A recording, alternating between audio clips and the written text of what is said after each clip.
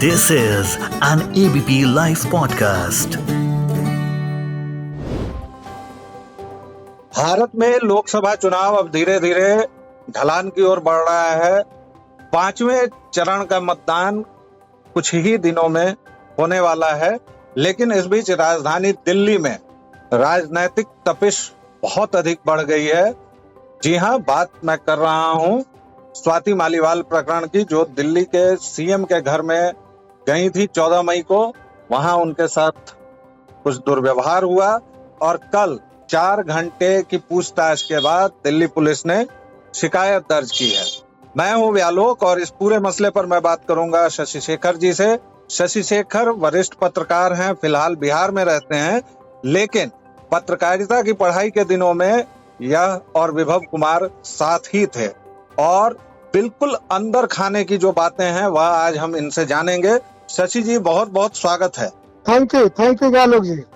आपने बहुत करीब से केजरीवाल के उत्थान को देखा है, उस पूरे दौर के आप साक्षी रहे हैं, जब परिवर्तन से लेकर कबीर और फिर पीसीआरएम और फिर अंत में अन्ना के आंदोलन और आखिरकार मुख्यमंत्री बनना जी। अभी जो ये प्रकरण हुआ है स्वाति मालीवाल का जी, इस पर आपकी क्या समझ है, सोच है, थोड़ा हमारे श्रोताओं को बताएं।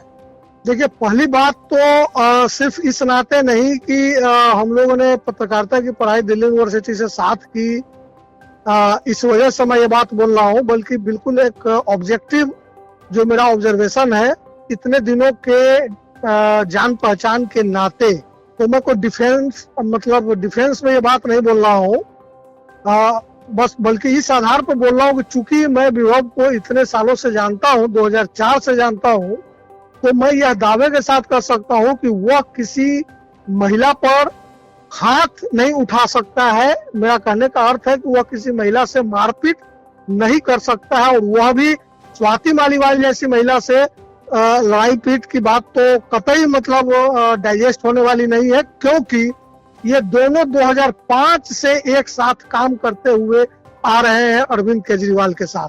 अरविंद केजरीवाल का पीसीआरएफ परिवर्तन और मनीष सिसोदिया का कबीर, विवाह शुरू में मनीष सिसोदिया के कबीर में थे और पीसीआरएफ को देखती थी स्वाति मालीवाल, एक तरीके से वो हेड करती थी। नाम भले अरविंद केजरीवाल का था, लेकिन वो पीसीआरएफ को हेड करती थी, दोनों संस्थाएं मिलकर काम करती थी।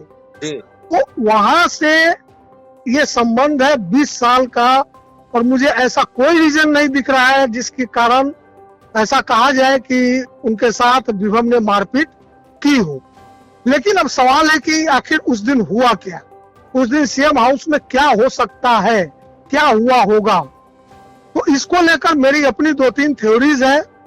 मैं मानता हूं कि शायद ऐसा हुआ होगा, इससे इतर कुछ इस तरह की बात नहीं हुई होगी जैसी बातें मीडिया में फैलाई जा रही है या कही जा रही है कि विभव ने मारपीट की। ऐसा कतई नहीं है। सबसे पहले मैं इस बात का खंडन करता हूं कि विभव ने कोई मारपीट जैसा काम नहीं किया होगा, नहीं कर सकता है। अब रह गई बात दूसरी कि आखिर क्या हुआ होगा, तो मैं बताऊं आपको कि Swati Maliwal senior most worker कह लीजिए, सहयोगी कह लीजिए, वो थी ये अरविंद केजरीवाल की। और चूंकि अरविंद केजरीवाल और मनीष सिसोदिया दोनों के संगठन एक दूसरे से जुड़े हुए थे, वो दोनों कोऑर्डिनेशन में काम करते थे, तो लगभग जितने लोग थे काम करने वाले वहां पे एनजीओ में, उन सबकी एक तरह से बॉस थी स्वाति मालीवाल। लेकिन जब अन्ना आंदोलन चरम पे पहुंचा, चीजें बदली, वहां सबकी भूमिकाएं भी थोड़ी थोड़ी बदलती चली गई उन लड़कों की जो वहां पे काम करते थे। बाद में जब अरविंद जी सत्ता में आए तो विभव की भूमिका पूरी तरह से बदल गई और वो उनके पीए बन गए। निश्चित तौर पे उनके अपने कुछ गुण होंगे, मीडिया मैनेजमेंट के कुछ, मीडिया में रिलेशन या मीडिया की पढ़ाई करने की वजह से अरविंद जी ने उनमें कुछ गुण देखा होगा, तो उनको अपना पीए बनाया। और स्वाति मालीवाल डीसीडब्ल्यू की चेयरपर्सन रही कई सालों तक लगातार। तो ऐसा नहीं है कि अरविंद केजरीवाल ने स्वाति मालीवाल या अपने पुराने साथियों को जो उनके साथ पीसीआरएफ या कबीर में काम करते थे उनको भुला दिया या उनको किनारे कर दिया। अब डीसीडब्ल्यू की चेयरपर्सन रहने के दौरान स्वाति मालीवाल का जो कार्यकाल था, इसको पूरे देश ने देखा है मीडिया के जरिए, और अभी 1-2 महीने पहले उनको राज्यसभा भी भेजा गया है स्वाति मालीवाल को। तो ये कहानी है यहाँ तक की। दूसरी तरफ विभव तीनों दिन सीएम हाउस में थे और अरविंद केजरीवाल के काफी नजदीकी हैं, और हो सकता है कि इस वजह से आम आदमी पार्टी के बहुत सारे कार्यकर्ताओं या विधायकों या जो उनके प्रतिनिधि हैं या उनसे जुड़े हुए लोग हैं, उनके मन में थोड़ी किसी कोने में कोई खटास हो सकती है विभव के प्रति, क्योंकि वो ये मानते होंगे कि विभव इस वक्त उस पोजीशन में है जहां अरविंद केजरीवाल तक पहुंचने के लिए पहले उनके पास जाना पड़ता है। और ये एक प्रक्रिया है, सीएम हाउस या सीएम तक पहुंचने का एक प्रोटोकॉल है, एक प्रक्रिया है, सामान्य सी बात है। लेकिन जो पुराने लोग हैं उनके मन में ये हो सकता है कि इस तरह की कोई भावना रही हो। अब आते हैं कि उस दिन जब स्वाति मालीवाल सीएम हाउस पहुंची तो आखिर वो क्या बात करना चाहती थी। तो मेरा मानना है कि वो 2-3 बातें हैं जिस पर बात हुई होगी। पहली बात कि जिस वक्त अरविंद केजरीवाल की गिरफ्तारी हुई उस वक्त स्वाति मालीवाल विदेश में थी। कथित तौर पे वो अपने बहन का इलाज करवा रही थी और वहां से उन्होंने ट्वीट किया कि मैं अपने बहन का इलाज करवा रही हूँ, और ऐसा कोई ट्वीट या ऐसा कोई बयान दिखा नहीं जिसमें ये लगे कि वो काफी मुखरता से इस मुद्दे पर मोदी सरकार को घेर रही हो या मोदी सरकार का विरोध कर रही हो। पहली बात तो ये संभव है कि जब सीएम हाउस में पहुंची हो अरविंद केजरीवाल से मिलने, तो हो सकता है कि इस मुद्दे पर भी बात हुई हो। ये मेरा मतलब एक आकलन है। दूसरा ये है कि चूंकि स्वाति मालीवाल की पूरे कैरियर को अगर आपने गौर से देखा होगा तो आपको अंदाजा होगा कि उन्होंने कितनी बार अनशन किए, कितनी बार टीवी कैमरों के साथ जाकर रेड करती थी जगह जगह महिलाओं के नाम पर। तो उनको फुटेज लेने की भी एक बहुत जबरदस्त मतलब एक इच्छा रहती है हमेशा जी, जो वो लेती भी रही है। दूसरा वो काफी अपने लिए हाई मोरल ग्राउंड सेट करती रही है। इवन कई बार मैंने देखा है केजरीवाल से भी बड़ा, केजरीवाल जिस तरह से अपनी राजनीति के लिए हाई मोरल ग्राउंड सेट करते हैं कथित तौर पे, उससे भी ज्यादा स्वाति मालीवाल अपने वर्किंग स्टाइल के लिए हाई मोरल ग्राउंड सेट करती है। वो कितना प्रैक्टिकल है, कितना वो इम्प्लीमेंट करती है, वो एक अलग बहस का विषय है।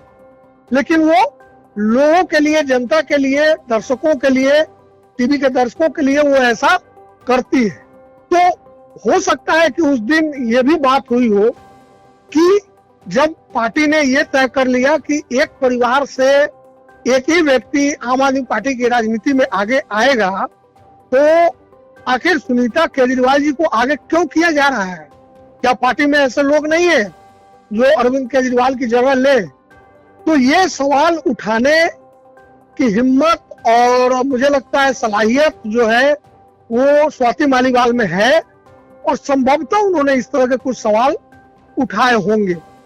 जाहिर है जैसे ही उन्होंने ये सवाल उठाया होगा तो इस चीज को लेकर के एक अनबन की स्थिति बनी होगी।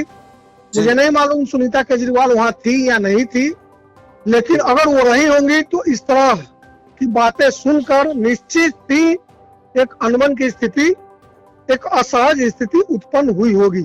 तीसरा मुझे लगता है, जी बताइए। आपने चूंकि बहुत विस्तार से चीजें बताई ही थी और एक बिंदु अभी आपको कवर भी करना है। आप विभव कुमार के रूममेट भी रहे हैं, क्या हाल फिलहाल उनसे आपकी बातचीत हुई है? नहीं, मेरी कई सालों से उनसे कोई बातचीत नहीं है।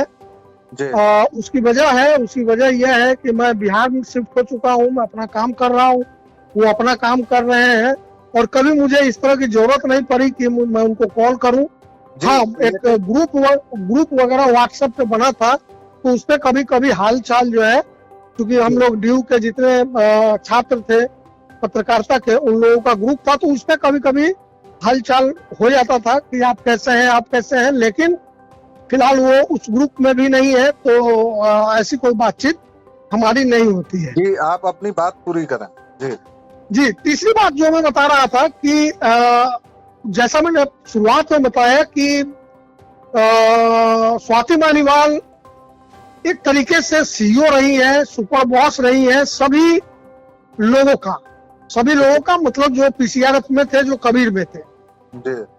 और वो मुझे लगता है कि उस इमोशन से, उस भावना से अब तक बाहर नहीं निकल सकी हैं, जबकि समय बदल चुका है और आज की तारीख में नो डाउट मुझे कहने में कोई हिचक नहीं है और सब लोग इस बात को मानेंगे भी कि आज पार्टी के भीतर, सरकार के भीतर अगर पुराने लोगों में से सबसे प्रभावी, सबसे दमदार भूमिका में अगर कोई है तो वो विभव कुमार है और ये तकरीबन सब लोग मानते हैं जी। जो पुराने लोग हैं।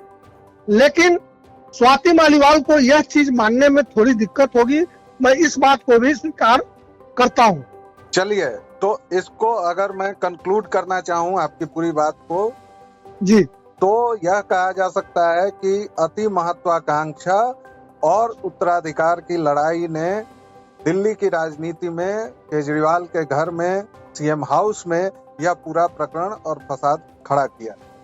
और निश्चित इसमें एक लाइन मैं सिर्फ अंत में ये जोड़ूंगा, क्योंकि ये मुद्दा पूरी तरह विभव की तरफ मुड़ रहा है। आज एफआईआर भी शायद कल हुआ है जी, कल हो गई एफआईआर। तो मुझे लगता है कि स्वाति मालीवाल विभव पर एफआईआर कराकर क्या हासिल करना चाहती है ये वही जाने, लेकिन इसमें ये कहना कि विभव ने उनके साथ मारपीट की, ये हम लोग या तमाम लोग जो विभव के साथ पढ़ाई किए हैं वो इसका खंडन करते हैं और इस चीज में यकीन नहीं कर सकते हैं।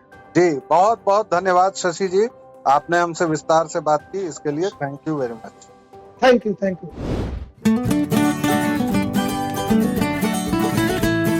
This is an ABP Life podcast.